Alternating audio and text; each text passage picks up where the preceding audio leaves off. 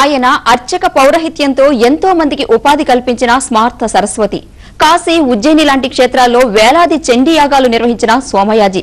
శ్రీ విద్యా వ్యాప్తికి అహరహం పరితపిస్తూ స్వగ్రామంలో శ్రీ యోగలింగేశ్వర సహిత రాజరాజేశ్వరీదేవి ఆలయాన్ని నిర్మించిన ధర్మదీక్ష తత్పరుడు. ఎలాంటి ప్రచారాన్ని ఆశించకుండా నిరాడంబర జీవనం గడుపుతున్న పాలకుర్తి నృసింహరామ శర్మ 4వ తేదీన ధార్మిక రేవణ్య బిరుదును అందుకోనున్నారు. ఈ నేపథ్యంలో పాలకుర్తి నృసింహరామ శర్మపై ప్రత్యేక కథనం ఇప్పుడు చూద్దాం.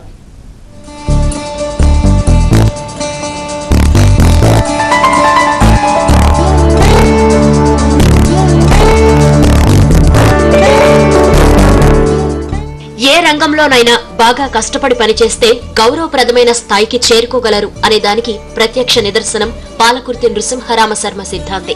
వరంగల్ జిల్లా కొడకండ్ల గ్రామానికి చెందిన నృసింహరామ శర్మ నిరుపేద కుటుంబంలో జన్మించిన వైదిక, వాస్తు, సాహిత్య, జ్యోతిష్య ముహూర్త భాగాలను బాగా ఆకళింపు చేసుకున్నారు.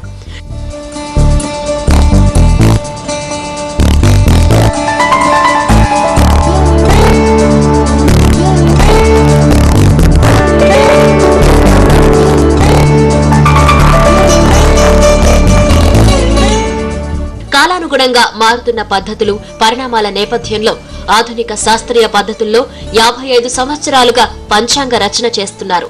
కొడకండ్ల సిద్ధాంతిగా పేరు పొందిన నృసింహరామ శర్మ అనేక సందర్భాల్లో తలెత్తిన ధర్మ సందేహాలను ప్రముఖుల సమక్షంలో పరిష్కరించారు.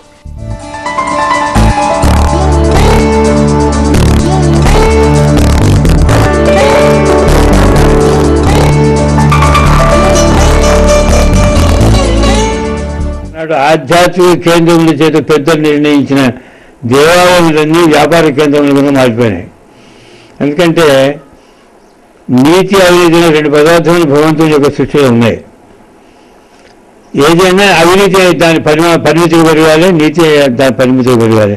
2 పరిమితికి ఏంటి అధిగమించి పెరుగుతున్నాయి. కాబట్టి ఈ అవినీతి కాలం కాబట్టి స్వామికి కూడా ఈ అవినీతిని ఆయన వ్యాపార కేంద్రాల కింద మారినాయి.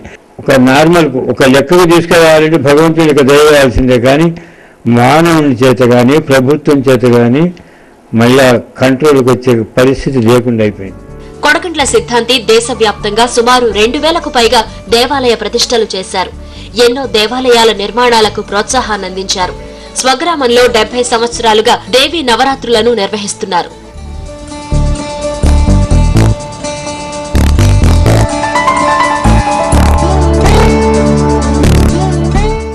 కొడకండ్లలో శ్రీ యోగలింగేశ్వర సహిత రాజరాజేశ్వరి దేవాలయాన్ని నృసింహరామ శర్మ నిర్మించారు. ఆలయంలోని యోగ గణపతి, యోగలింగాలు అత్యంత మహిమాన్వితమైనవిగా చెప్తున్నారు. ఎందరో పీఠాధిపతులు, మఠాధిపతులతో సాంగత్యం ఉన్న నృసింహరామ శర్మ నిత్య పారాయణ పద్ధతి, శ్రీవిద్య లఘుచక్ర పూజ వంటి రచనలు చేశారు. నవీనే గృహ నిర్మాణ వాస్తు నాడు లేని వాస్తు నాడు లేదు. వీడు కొత్త కవిత్వాలు చేసి ఇది పనికి రాదు, ఈ మూల కొట్టండి, ఆ మూల కొట్టండి, ఆ చెప్పే వాస్తు బ్రహ్మలు చాలా మంది తయారయ్యారు. అది బూటకం. అది నా అభిప్రాయంలో. ఈ మీకు పనికి ఇది కొలగొట్టండి అంటారు. కొలగొట్టాలంటే 10,000, కట్టాలంటే 50,000. ఈ 10,000, 50,000తో ఆ వాస్తు చెప్పే ఆ బ్రహ్మగారికి అక్కర్లే. వానికి వచ్చే 150 తీసుకోవడం, వాడు బయటపోవడం.